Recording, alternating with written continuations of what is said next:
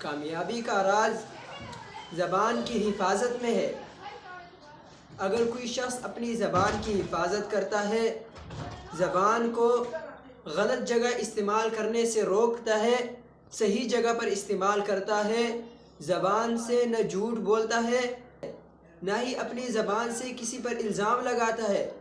نہ زبان سے جھوٹ بولتا ہے، نہ زبان سے غیبت کرتا ہے، نہ دوسروں کو زبان سے برے ناموں سے پکارتا ہے،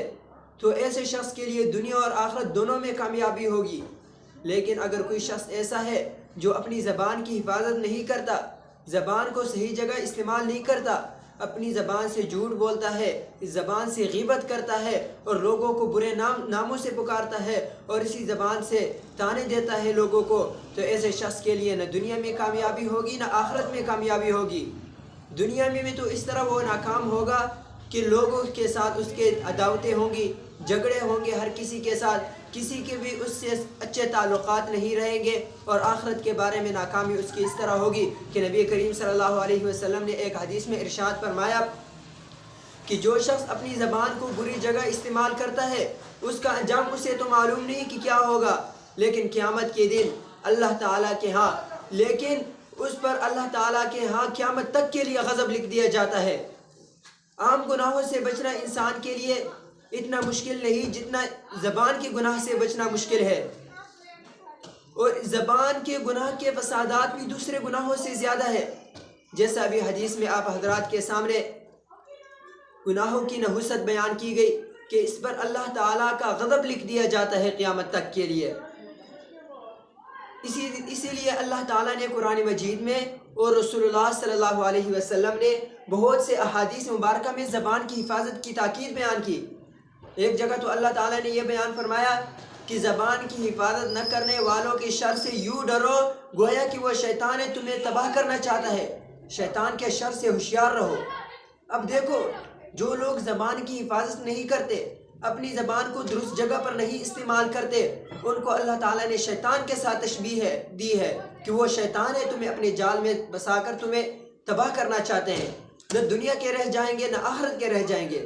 یا ایھا الذین آمنوا اتقوا اللہ وقولوا قولا سدیدا، اے ایمان والو اگر تم اپنے دعوے ایمان میں سچے ہو، اتقوا اللہ، اللہ سے ڈرو، اللہ کی نافرمانی کو چھوڑ دو، جو کہ اللہ کی نافرمانی کا سب سے بڑا سبب زبان ہے۔ اگر اس زبان کی حفاظت کرو گے تو اللہ کی نافرمانی نہیں ہوگی۔ آگے اللہ تعالیٰ نے یہ بیان کیا وَقُولُوا قَوْلًا سَدِيدًا، اور درست بات کہو۔ پہلے اللہ نے تقوی کا حکم دیا کہ اتقوا اللہ، اللہ سے ڈرو، اور اس کے متصلاً بعد یہ فرمایا کہ وَقُولُوا قَوْلًا سَدِيدًا، کہ اپنی زبان کی حفاظت کرو۔ جب زبان کی حفاظت ہوگی تو اللہ تعالیٰ کی اطاعت شمار ہوگی۔ وکلا کہتے ہیں کہ پہلے بات کو تولو پھر بولو، پہلے اچھی طرح سوچ لو کہ میں یہ جو بات کہہ رہا ہوں اس کا انجام کیا ہے، اچھی بات ہے یا بری ہے۔ اب جو میں بول رہا ہوں بعد میں مجھے پچھتاوا تو نہیں ہوگا اس کام پر، اس لیے پہلے بات کو تولو کہ بات کے انجام کیا ہے، بات جو میں کرنے لگا ہوں اس کے کیا فوائد ہے، کیا نقصانات ہے، تو اس کے بعد بات بولو، تو انشاءاللہ پھر کبھی کوئی نقصان نہیں ہوگا۔